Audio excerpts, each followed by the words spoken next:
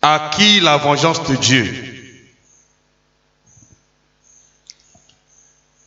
Alors, bien-aimés, souvent nous parlons de la vengeance, mais sans pourtant comprendre ou saisir le vrai sens de la vengeance de Dieu. Comme nous l'avions déjà défini par la grâce de Dieu ici, dans ces lieux, la vengeance est un jugement divin. Mais ce jugement divin est unique dans son genre. C'est un jugement divin qui concerne le peuple de Dieu qui vit d'une manière pieuse. C'est le peuple de Dieu qui mène une vie de dévotion, une vie de sanctification.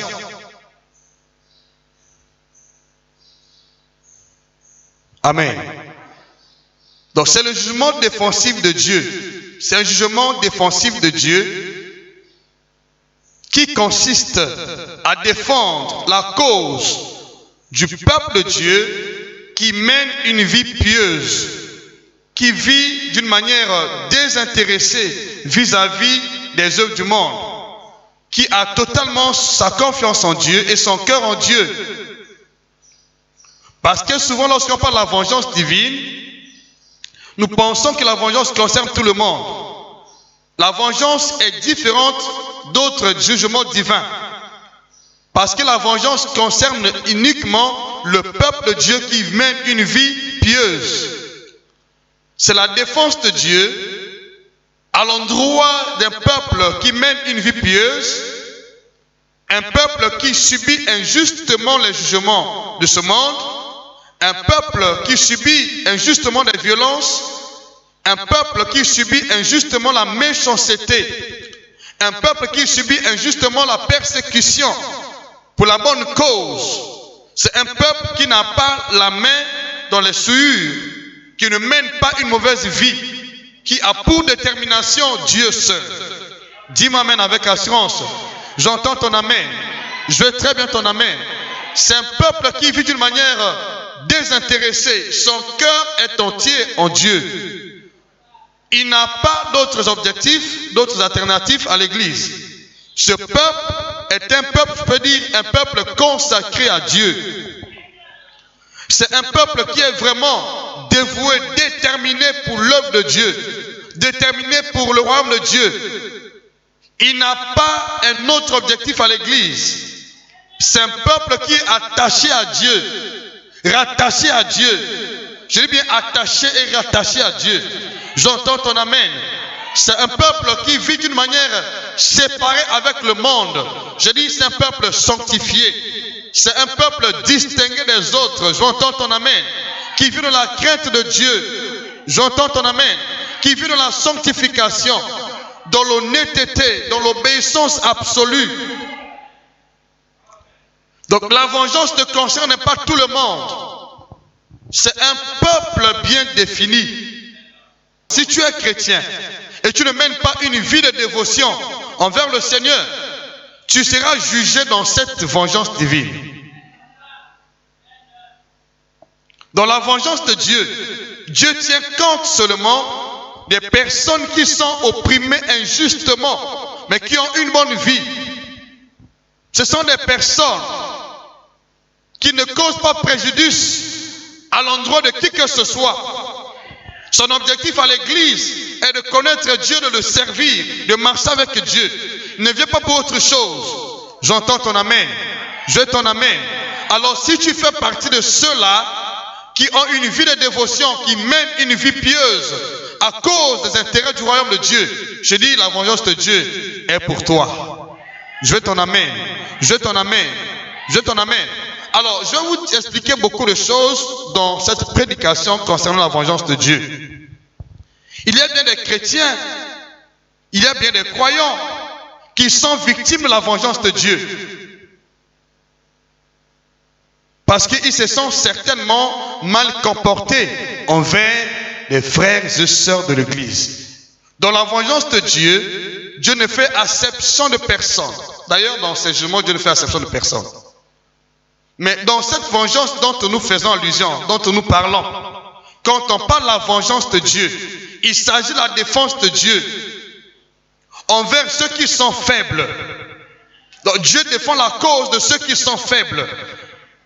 Ceux qui ont placé leur confiance en lui.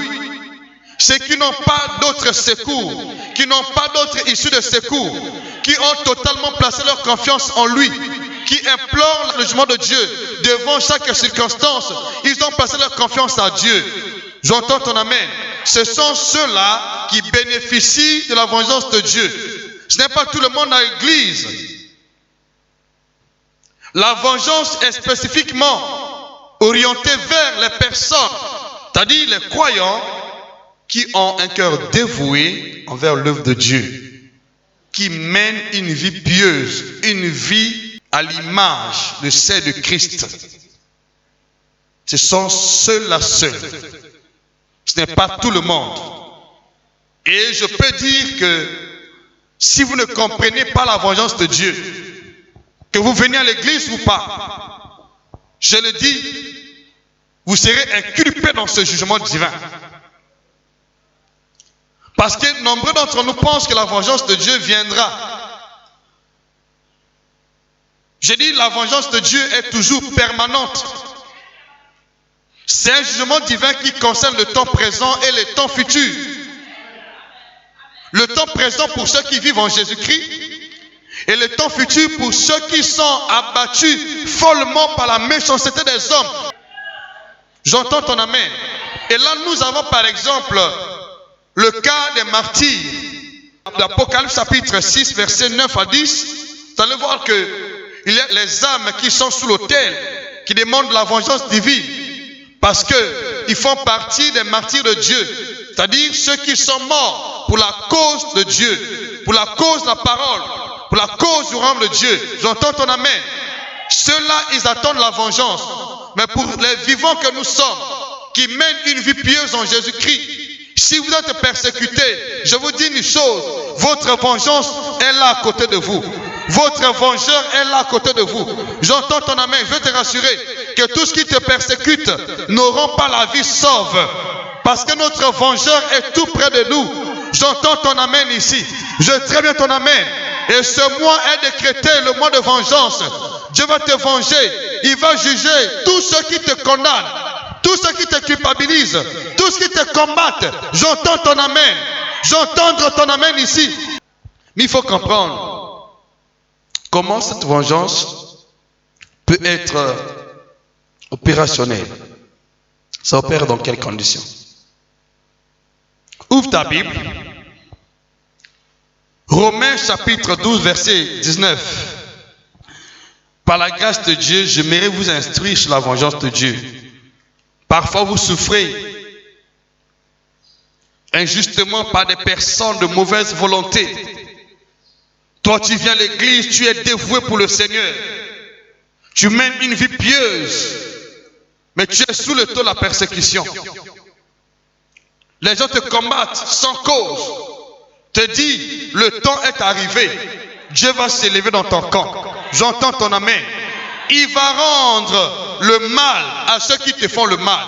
Il va affliger ceux qui t'affligent. C'est ça la vengeance. Dans la vengeance de Dieu, Dieu ne fait acception de personne. Que tu sois chrétien, si tu te comportes mal envers un frère ou une sœur de l'église, Dieu se lève pour venger. Il y a bien des gens qui sont à l'église qui ne ressuscitent pas parce qu'ils sont sous le coup de la vengeance de Dieu. La vengeance de Dieu. Amen. Il faut t'examiner toi-même. Il y a des gens qui vont aller d'église en église, mais qui ne seront jamais bénis par Dieu. Parce qu'ils ont causé des préjudices qu'ils n'ont pas pu réparer. Et Dieu se venge. Dieu venge. Dieu venge. Dieu venge au milieu des païens qui persécutent son peuple. Dieu venge au milieu de l'église. Quand Dieu venge au milieu de l'église envers des personnes qui ont une mauvaise foi, qui viennent à l'église, mais en vêtements de loup. Qui viennent à l'église pour d'autres objectifs, pour faire le mal, s'aimer le désordre à l'église. Dieu use de vengeance. Dieu use de vengeance envers ceux-là qui usent aussi de fraude dans les affaires de leurs frères. Un frère t'a confié une mission. Toi, tu agis autrement. Toi, tu t'abuses de lui. Alors, je dis, tu vas subir la vengeance de Dieu, le jugement de Dieu. Je lis ces versets par la grâce de Dieu pour que vous compreniez. Pourquoi nombreux sont en train de prier pour la vengeance, mais en vain? Parce qu'ils n'ont pas compris la vengeance de Dieu. La vengeance n'interviendra pas pendant que nous ne serons plus dans ce monde. La vengeance, je dis, est un jugement courant. Pendant que nous sommes dans ce monde, la vengeance est là. Et lorsque vous êtes abattus froidement à cause de la cause du Seigneur, la vengeance de Dieu va s'exercer contre ceux qui t'ont fait du mal. Donc, la vengeance nous accompagne partout. La condition est que tu dois mener une vie pieuse. Je veux ton amen. Je veux ton amen. Je veux entendre l'amen des gens qui entendent la vengeance de Dieu. Tu as subi injustement des jugements des gens. Tu as aidé des gens qui t'ont rendu la monnaie de singe. Je te dis, la vengeance de Dieu est là. J'entends ton amen. Ce mois-ci, Dieu n'épargnera pas tous ceux qui te persécutent injustement. Tous ceux qui en veulent à ta vie. J'entends ton amen. Tous ceux qui t'infligent un mauvais traitement. Je dis, Dieu est là pour venger. C'est pourquoi, en tant que chrétiens, nous aussi, on doit être sur nos gardes. Je vous le dis, ne tentez pas à susciter la colère de Dieu contre votre vie. Parce que pour cela, Dieu est sans miséricorde. Je le dis, il agit sans miséricorde. Vous allez lire ça dans la Bible. Et je peux dire que beaucoup de chrétiens sont sous le coup de la vengeance de Dieu. Ceux qui ne comprennent pas. Ceux qui se comportent mal à l'église. Ceux qui sont en train de blesser les autres. La vengeance demande la discipline divine au milieu de nous. Si tu veux la vengeance de Dieu, tu dois te discipliner selon la parole de Dieu. Qu'est-ce que la parole de Dieu dit?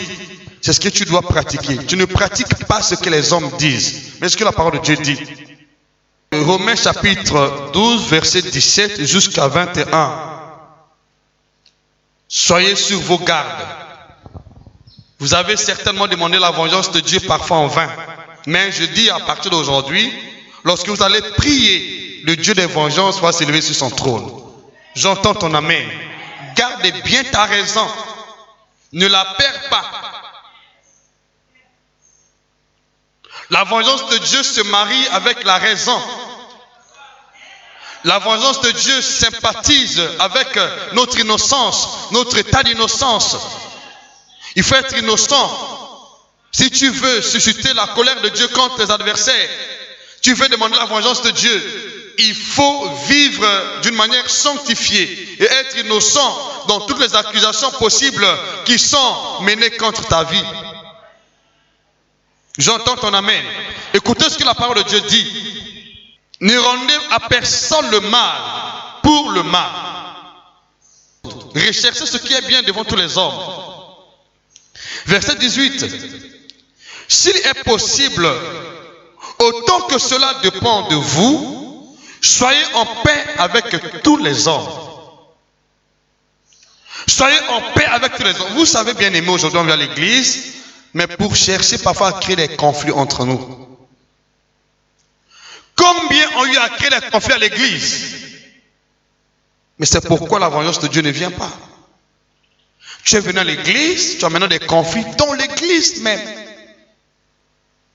Et qui est l'auteur des conflits? C'est toi. Et quand tu demandes la vengeance de Dieu dans cet état, la vengeance tombera sur toi-même. Dites amen. C'est pourquoi je dis dans la vengeance de Dieu, il n'y a exception de personne. Qu'on t'appelle fils de Dieu, fille de Dieu, croyant chrétien, si ta vie n'est pas conforme à la parole de Dieu, à la volonté de Dieu, tu ne seras pas épargné de la vengeance divine. Et je peux dire que dans l'église, beaucoup de chrétiens sont victimes de la vengeance de Dieu à cause des mauvaises habitudes, de la mauvaise conduite, des critiques dans l'église. Ça attire la colère de Dieu. Et surtout, lorsque ces mauvaises actions sont pratiquées envers des personnes qui mènent une vie pieuse, vous avez des problèmes toute la vie. Je le dis devant Dieu. Vous avez des problèmes toute la vie, peu importe là où vous irez. Et j'appelle quelqu'un aujourd'hui à la repentance totale. Si tu veux la vengeance de Dieu, le secret par excellence consiste à s'examiner soi-même, à rétablir la communion avec Dieu, à rétablir la communion dans l'assemblée des saints, là où tu pries. Si tu as causé préjudice à un frère, à une sœur, je te conseille une chose, tu dois te réconcilier. Souvenez-vous de ce que le Seigneur a dit. Si quelqu'un d'entre vous vient présenter son offrande à l'autel et que là il se souvient qu'il a quelque chose contre son frère, qu'il dépose là son offrande et qu'il aille d'abord se réconcilier avec son frère, et après quoi il viendra donner son offrande. Est-ce que tu peux entendre ton amen? Pourquoi le Seigneur le dit? Parce que la vengeance de Dieu ne fait acceptation de personne. Dans sa vengeance, Dieu juge les brebis gras et les brebis maigres. Dans sa vengeance, Dieu juge les boucs, c'est-à-dire ceux qui viennent combattre le troupeau de Dieu. Dans la vengeance de Dieu, nous devrons marcher d'une manière digne de notre vocation. Chacun, en ce qui le concerne, doit mener une vie de sainteté, une vie conforme à celle de Christ. Ne viens pas à l'église pour critiquer les gens, pour rentrer dans le lot de ceux-là qui veulent mal parler des autres. Sinon, vous ne serez pas épargnés de la vengeance de Dieu. Alléluia. Dis-moi amen avec assurance. Dis amen. J'entends ton amen. Dieu s'est décidé aujourd'hui de t'épargner. Dieu s'est décidé aujourd'hui de t'épargner. Dieu s'est décidé aujourd'hui de t'épargner. Si c'est toi, j'entends ton amen. S'il se dispose de vous présenter sa vérité, c'est parce qu'il veut t'épargner. J'entends ton amen. Je veux entendre ton amen ici. Remarquez ici, Dieu a pris tout son temps par le truchement de l'apôtre Paul d'instruire le peuple, d'instruire nos frères saints de Rome. Il les instruit concernant la vengeance de Dieu. Parce que s'ils ne comprennent pas le mobile de Dieu dans la vengeance de Dieu, ou dans sa vengeance, s'ils ne comprennent pas comment Dieu opère dans sa vengeance, ils ne seront pas désinculpés. Ils ne seront pas épargnés. C'est pourquoi avant de demander la vengeance de Dieu, la première chose, chacun doit être devant la parole. Tu dois te mirer à travers la parole de Dieu. Tu dois t'examiner derrière la parole de Dieu. Est-ce que je suis conforme? Est-ce que je marche d'une manière conforme à la parole de Dieu? Est-ce que ma marche reflète la parole de Dieu, la volonté de Dieu? Je dis en bonne partie, excusez-moi, ce que nous subissons dans l'église ne vient pas du diable. C'est notre conduite désastreuse. C'est notre marche qui ne reflète pas l'identité divine, qui ne reflète pas le standard du ciel en Jésus-Christ. C'est ce qui attire la colère de Dieu. Vous en connaissez peut-être plus que moi. Ce sont les œuvres mortes de la chair qui attirent la colère de Dieu. Et beaucoup d'entre nous sont victimes parce qu'ils ne comprennent pas ce qui se passe logiquement. Mais Dieu veut t'épargner aujourd'hui. Et pour nous, toute ta vie, j'entends ton amen.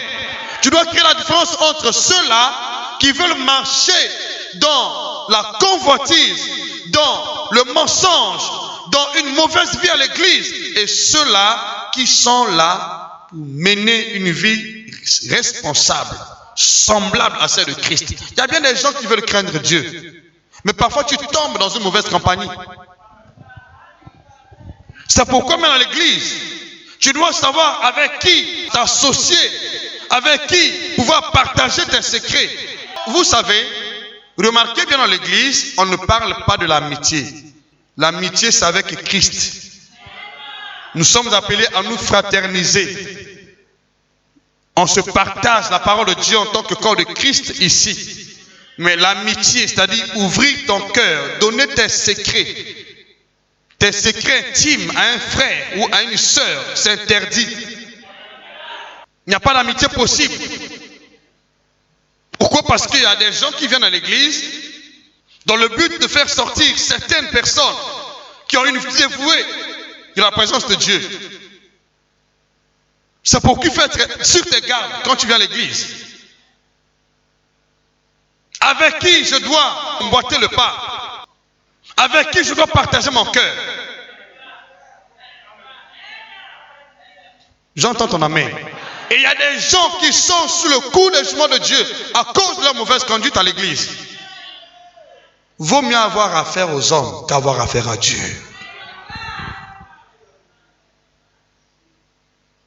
Il y a bien des gens qui ne seront jamais bénis toute leur vie parce qu'ils ont des problèmes avec Dieu. Avec Dieu. Je te conseille une chose, bien-aimé. Tu peux avoir des problèmes dans la cité, mais pas à l'église.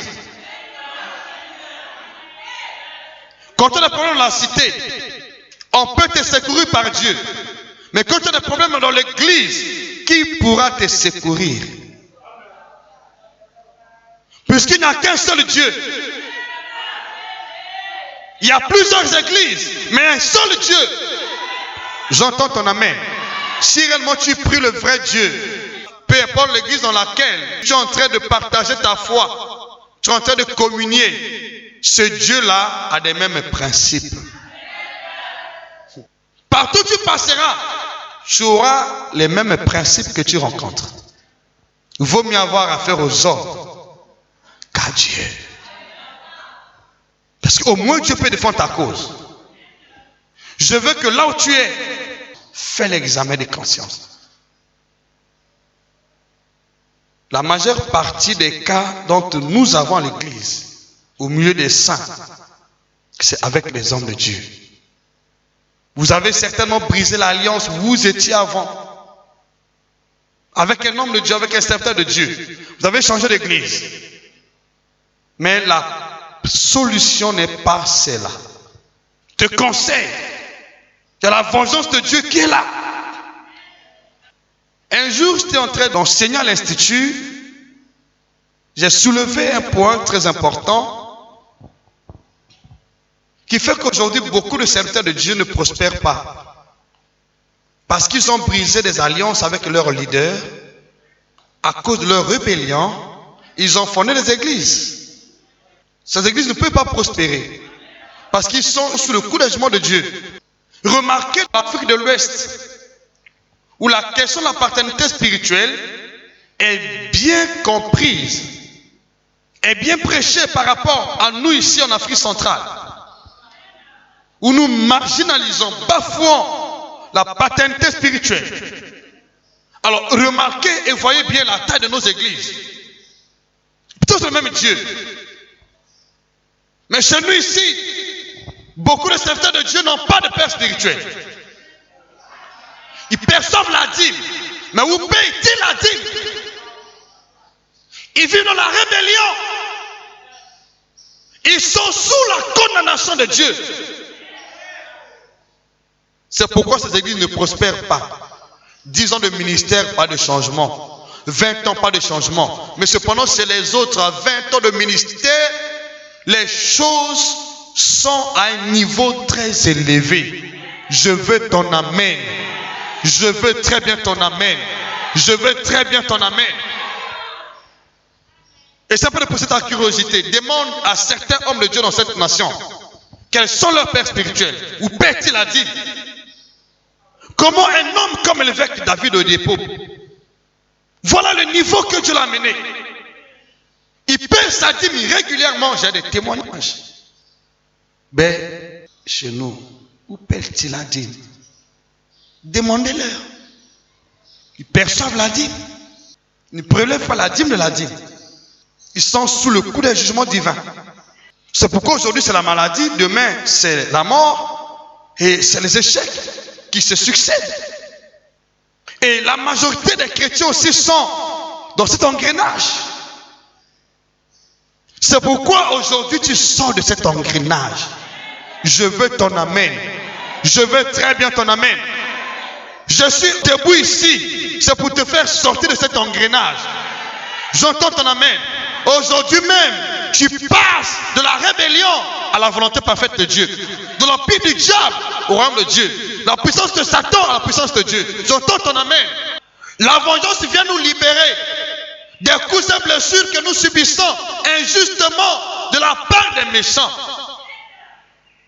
Sans la vengeance, tu ne pourras pas être délivré de la main des méchants.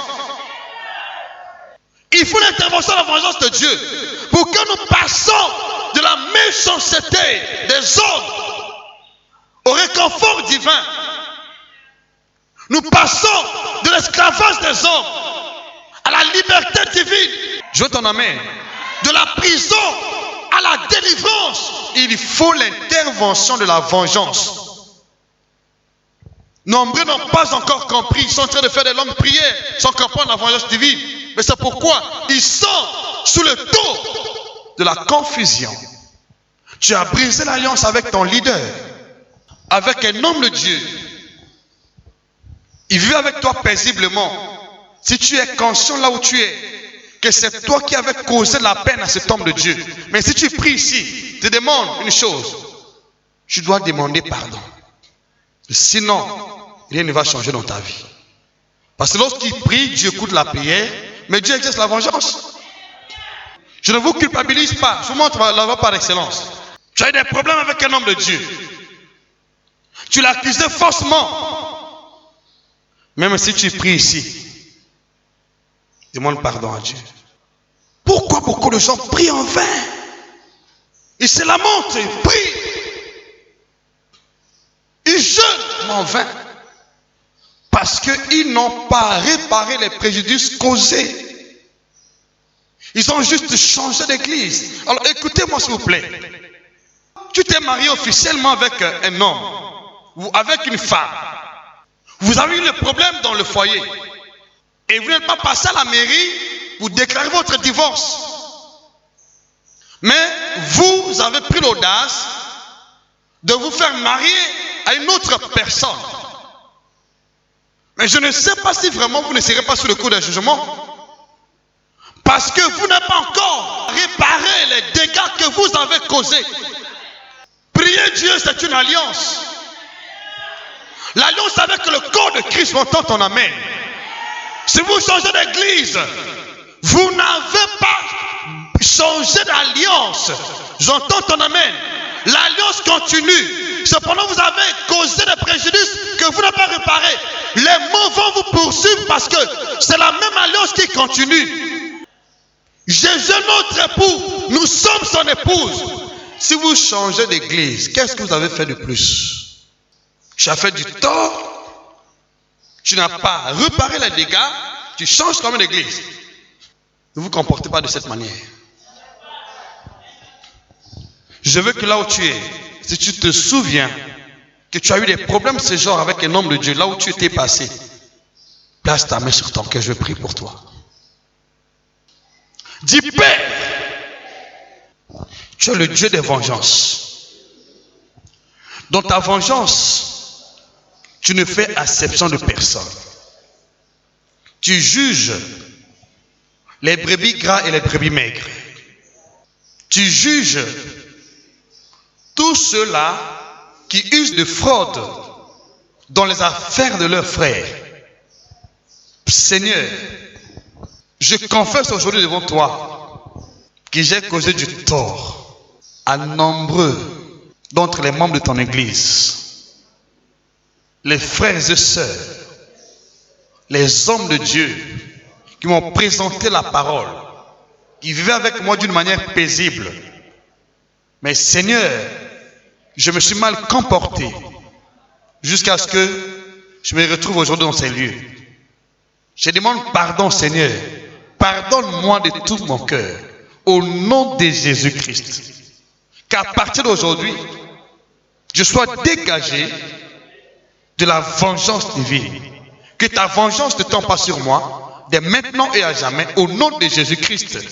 Merci Père. Merci Dieu de gloire. Pour ta bonté, pour ta miséricorde, dans le nom de Jésus-Christ. Amen. Allez, acclame plus fort pour la gloire de Dieu. Merci.